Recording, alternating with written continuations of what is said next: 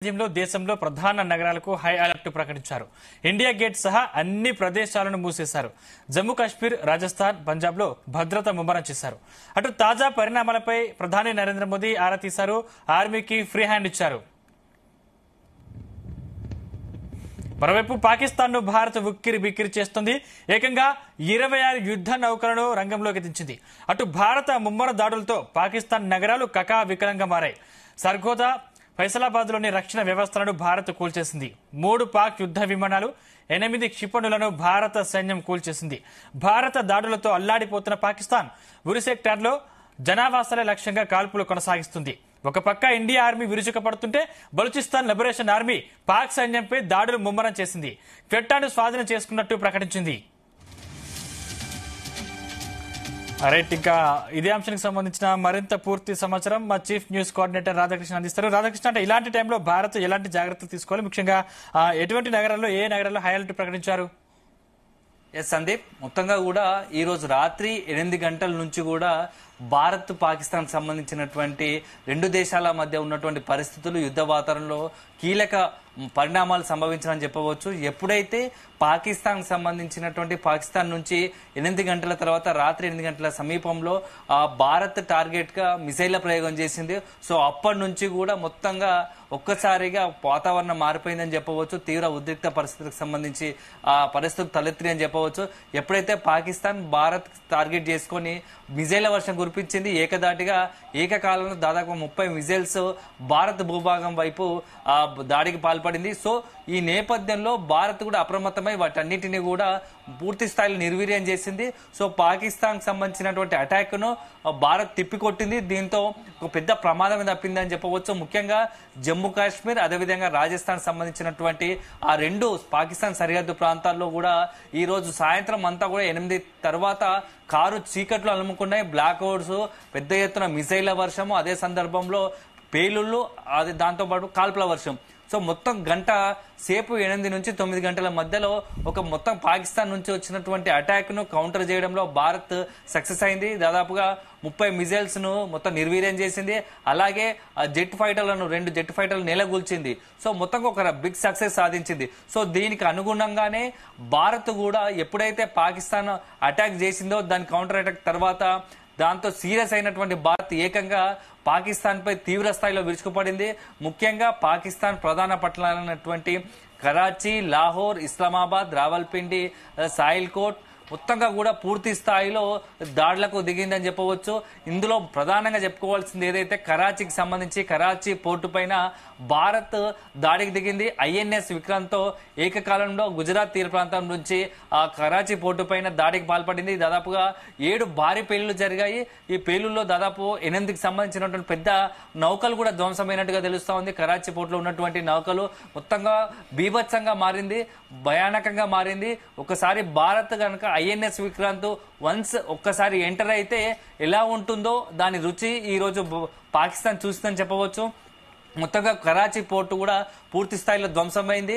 దాని తర్వాత నెక్స్ట్ వచ్చేసి ఇక ఇస్లామాబాద్ గురించి చెప్పుకోవాలి. ఇస్లామాబాద్ లో ఏదైతే ప్రధాని షహబాజ్ షరీఫ్ అక్కడే ఉంటాడో, సో ప్రధాని నివాసానికి కూతవేటు దూరంలో భారత్ టార్గెట్ చేసింది. ఆ ప్రధాని నివాసం దగ్గరనే పెద్ద ఎత్తున మిసైళ్లు, బాంబు పేలు జరిగింది. దీంతో ఆ భయానికి వణికిపోయినటువంటి పాకిస్తాన్ బలగాలు ప్రధాని షహబాజ్ షరీఫ్ ను అక్కడి నుంచి తప్పించే ప్రయత్నం చేసినట్టుగా తెలుస్తా ఉంది. సురక్షిత ప్రాంతానికి తరలిస్తున్నట్టుగా తెలుస్తా ఉంది. సో ఏకంగా ప్రధాని షహబాజ్ షరీఫ్ నే టార్గెట్ గా భారత్ దాడికి పాల్పడింది. దీంతో భయపడిపోయినటువంటి షహబాజ్ షరీఫ్ పాకిస్తాన్ కి సంబంధించినటువంటి బలగాల సాయంతో బంకర్లో దాచుకునే పరిస్థితి ఏర్పడ్డది. సో మొత్తంగా పరిణామాలన్నీ తీవ్రంగా మారిపోతున్నాయి. ఉదయం నుంచి కూడా చూసుకున్నట్టయితే మొత్తంగా పాకిస్తాన్ ఎయిర్పోర్ట్లు, ఎయిర్ డిఫెన్స్ వ్యవస్థను కూడా మొత్తం కూడా భారత్ దెబ్బతీసింది. సో అప్పటి నుంచి కూడా పాకిస్తాన్ ఒక రకంగా మొత్తంగా కూడా డిఫెన్స్ వ్యవస్థలో దాడికి పాల్పడంలో పూర్తిగా నియంత్రణ కోల్పోయింది. భారత్ పట్టు సాధించని చెప్పవచ్చు. దాని తర్వాత ఈ మిజైల్స్ ప్రయోగం చేస్తూ వచ్చింది. ఆ మిజైల్స్ ప్రయోగంతో భారత్ ను దెబ్బతీయాలనుకుంది. సో అక్కడ కూడా ఆ పాకిస్తాన్ కు ఎదురు దెబ్బ తగిలింది. భారత్ పూర్తి స్థాయిలో వాటిని నిర్వీర్యం చేస్తూ కౌంటర్ అటాక్ స్టార్ట్ చేసింది. ఎప్పుడైతే 9 గంటల తర్వాత ఏకకాలంలో భారత్ పూర్తి స్థాయిలో విజృంభించింది. ఏకకాలంలో ప్రధాన పట్టణాలపై దాదాపుగా 10 పాకిస్తాన్ సంబంధించిన 10 ప్రధాన పట్టణాలపైన ఏకకాల దాడులకు దిగింది. పెద్ద ఎత్తున పేలుళ్లు, బాంబు బ్లాస్టింగ్ తో దద్దరిల్లిపోతుందని చెప్పొచ్చు. పాకిస్తాన్ లో ఇప్పుడు ప్రస్తుతం కాలరాత్రి కాల చీకట్లు అనే ఒక పాకిస్తాన్ కి ఇప్పుడు సరిపోతుందని చెప్పవచ్చు. ఎందుకంటే పాకిస్తాన్ లో భయానక పరిస్థితులు ఉన్నాయి. భారత్ దాడికి పాకిస్తాన్ పూర్తిగా ధ్వంసమైనట్టుగా ఉంది. రేపు పొద్దున తెల్లవారు అయితే గానీ పాకిస్తాన్ లో ఏం జరిగిందో తెలియని పరిస్థితి. ఇప్పటికే పూర్తిగా పాకిస్తాన్ తన ఓటమిని అంగీకరించే పరిస్థితికి వచ్చింది. పూర్తి స్థాయిలో ధ్వంసం అయిపోయింది. ఇక దీంతో ఈ నేపథ్యంలో పాకిస్తాన్ సంబంధించినటువంటి ఏం జరిగింది ఏందని అనిపైన రేపు భారత విదేశాంగ మంత్రి సంబంధించినటువంటి విదేశాంగ శాఖ సంబంధించిన కార్యదర్శి రేపు ఉదయం 9 గంటలకు ప్రెస్ మీట్ పెట్టబోతున్నారు. ఎక్కడ దాడులకు పాల్పడ్డాము, ఏమేం చేశాం, ఎక్కడెక్కడ విధ్వంసం చేయగలం అని చెప్పేసి పాకిస్తాన్ సంబంధించి ఈ రోజు జరిగిన పరిణామాలన్నిటిపైన ఒక అప్డేట్ ఇచ్చే అవకాశం ఉంది. సో ఇది ఇలా ఉంటే మరోవైపు భారత్ కూడా పాకిస్తాన్ పై దాడులు జరుపుతూనే మరోవైపు భారత్ లో హై అలర్ట్ ప్రకటించింది. పాకిస్తాన్ సంబంధించి సరిహద్దు ప్రాంతాలైనటువంటి జమ్మూ కాశ్మీర్, పంజాబ్, రాజస్థాన్, అదే విధంగా మొత్తంగా కూడా రాజస్థాన్ లాంటి మొత్తంగా కూడా పూర్తి స్థాయిలో పట్టు సాధించి అక్కడ భద్రతను కట్టుదిట్టం చేసింది. ఆ బిఎస్ఎఫ్ జవాన్ సరిహద్దులోనే అండర్టేక్ చేసుకున్నారు, ఆక్యుపై చేసుకున్నారు. అనుమానాస్పద వ్యక్తులను కనిపిస్తే వాటి కాల్చివేతే పరిస్థితి కూడా ఉంది. సో దీంతో పాటుగా అక్కడ బ్లాక్అవుట్ నిర్వహిస్తున్నారు, ప్రజలను అప్రమత్తం చేస్తున్నారు, సురక్షిత ప్రాంతాలు తరలిస్తున్నారు.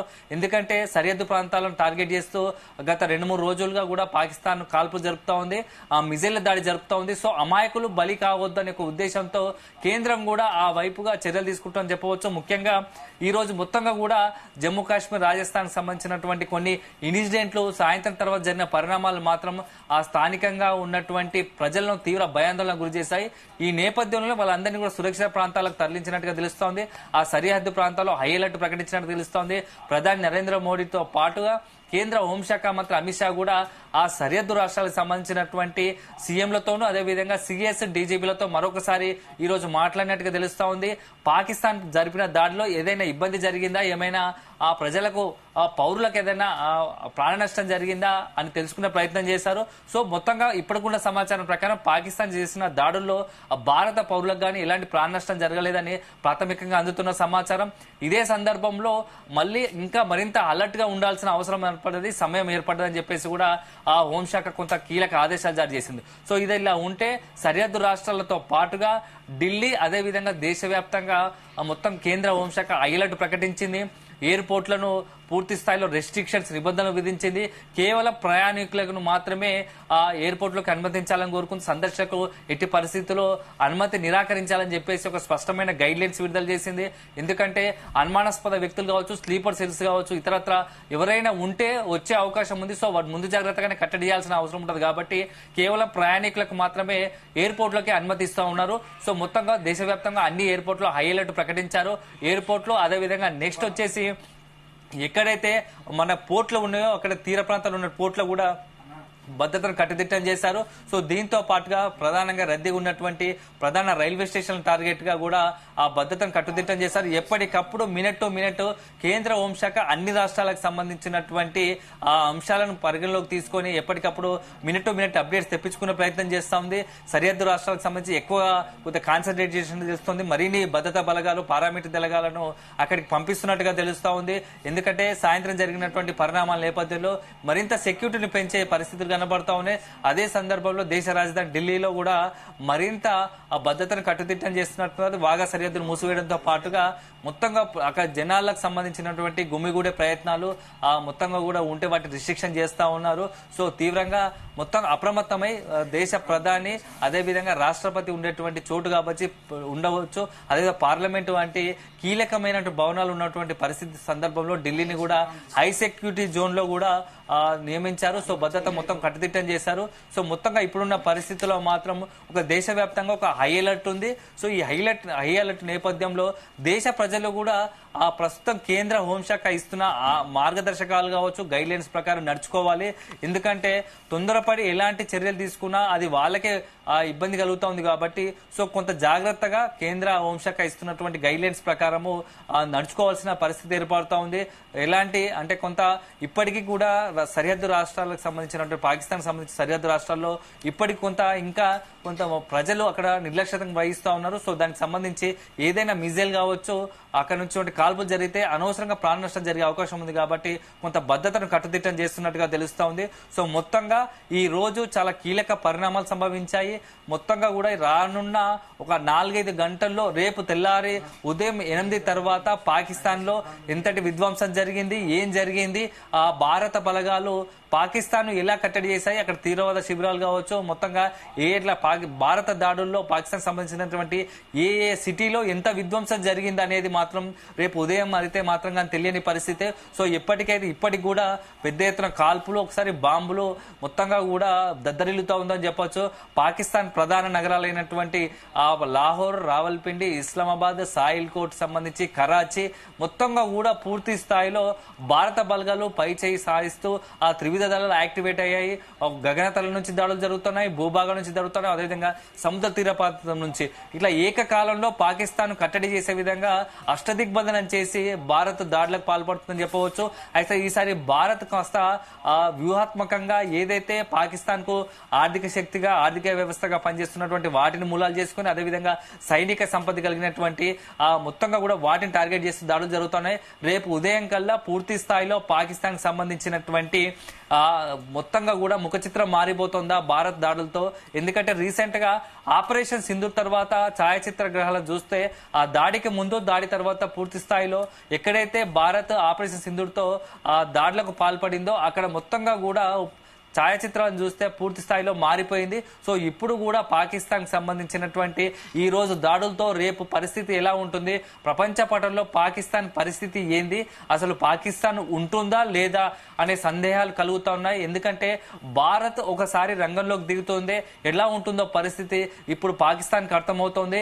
అనవసరంగా మనం భారత్ తో పెట్టుకున్నామా అనే ఒక భావన ఇప్పుడు కలుగుతుందని అనుకోవచ్చు. ఎందుకంటే పాకిస్తాన్ నాయకులు చేసినటువంటి కుట్రలకు కావచ్చు, లేనిపోని ఆవేశపూరిత ప్రకటనలు కావచ్చు, లేకుంటే ఆ తీవ్రవాదాన్ని నమ్ముకొని భారత్ను ఏదో అలజడి సృష్టించాలనుకున్నటువంటి పాకిస్తాన్ సంబంధించినటువంటి నాయకుల తీరుతో అమాయక పాకిస్తాన్ ప్రజలు కూడా బలవుతున్నారు. దానికి కారణం అక్కడ పాకిస్తాన్ సంబంధించినటువంటి నాయకులే దీనికి సమాధానం చెప్పాల్సి ఉంటుంది. సో మొత్తంగా మాత్రం దాదాపుగా 50 సంవత్సరాల తర్వాత 1971 తర్వాత పూర్తి స్థాయిలో భారత్ త్రివిధ దళాలు పాకిస్తాన్ పై అటాక్ దిగుతున్నాయి. సో ఇది పెద్ద ఒక చారిత్రాత్మక పరిణామంగా చెప్పవచ్చు. పాకిస్తాన్ సంబంధించినటువంటి ఈ రోజు రాత్రి మాత్రం ఖచ్చితంగా పాకిస్తాన్ కు ఒక కాలరాత్రి. ఇక భవిష్యత్తులో పాకిస్తాన్ సంబంధించి పాకిస్తాన్ ప్రపంచ చిత్రపటంలో పాకిస్తాన్ సంబంధించినటువంటి ఎలాంటి మార్పులు వస్తాయో వేచి చూడాలి. ఇప్పటికైనా ఈ దాడులతోనే భారత్ చేస్తున్నటువంటి దాడులతోనే పాకిస్తాన్ ఆలోచన కానీ వైఖరి కానీ మారుతుందా లేక ఎప్పటిలాగా ఉంటుందా అనేది మాత్రం రేపు పాకిస్తాన్ తెల్లవారితే గానీ పాకిస్తాన్ ఉంటే అప్పుడు ఆలోచన ఉంటుంది. లేకుంటే మాత్రం ఇక పాకిస్తాన్ అక్కడ దేవుడే కాపాడాల్సిన పరిస్థితి. ఎందుకంటే ఏ తీవ్రవాదాన్ని అయితే నమ్ముకుందో, ఏ తీవ్రవాదంతో భారత్ను ఇబ్బంది పెట్టాలనుకుంటుందో అదే తీవ్రవాదానికి ఈ రోజు పాకిస్తాన్ బలవుతుంది అనే దానికి ప్రత్యక్ష ఉదాహరణగా ఆ పాకిస్తాన్ మారబోతోంది.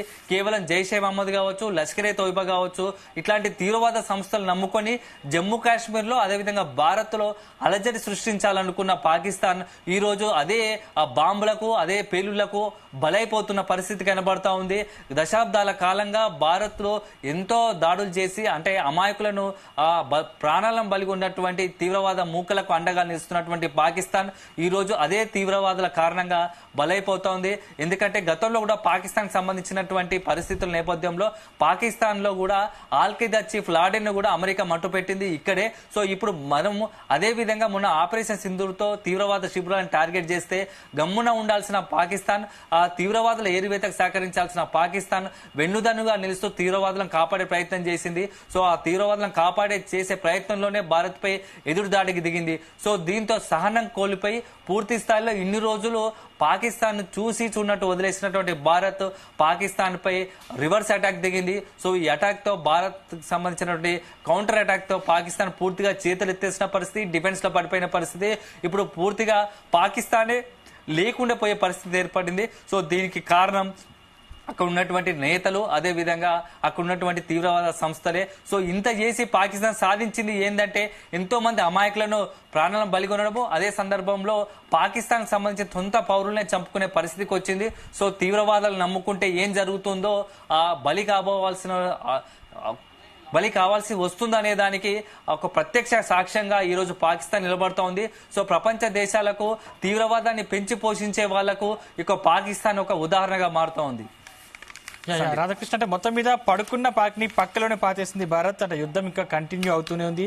ఇదే టైంలో ముఖ్యంగా ఆర్మీ ఎలాంటి జాగ్రత్తలు తీసుకోవాలి, ఏ విధమైన అప్రమత్తతో ఉండాలి, ఎట్ ఏ టైం మన భారత ప్రజలు ఏ విధమైన జాగ్రత్తలు తీసుకోవాలి?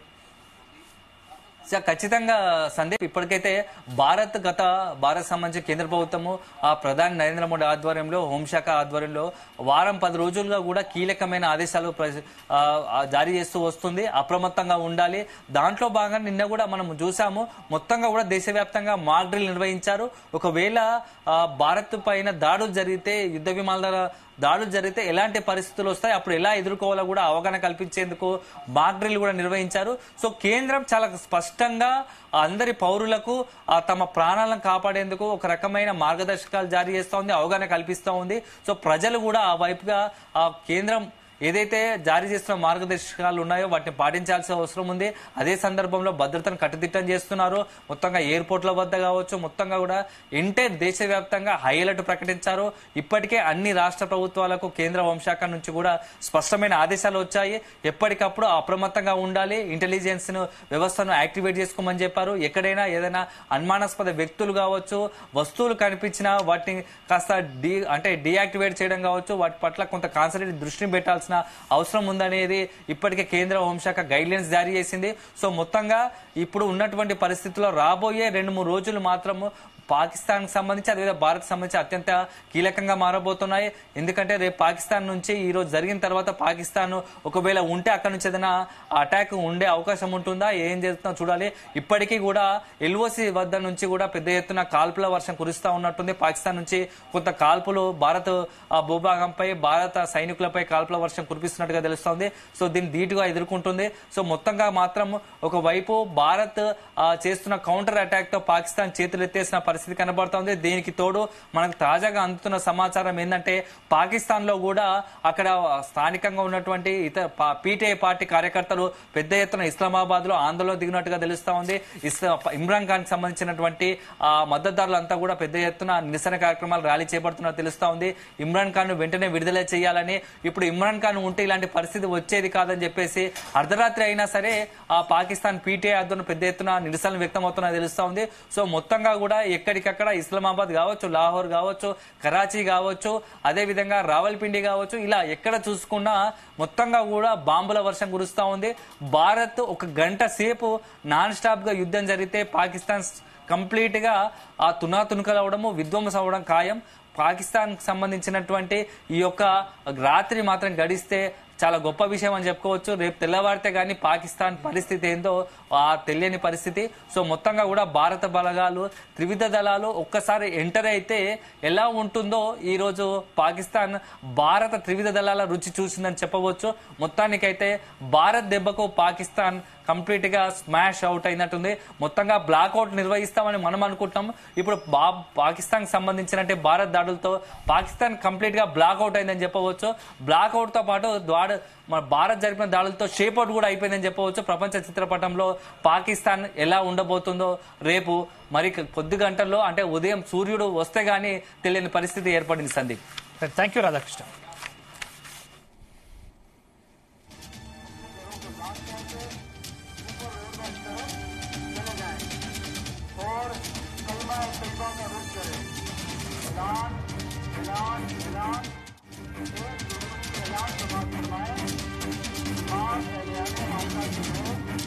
ऊपर रोड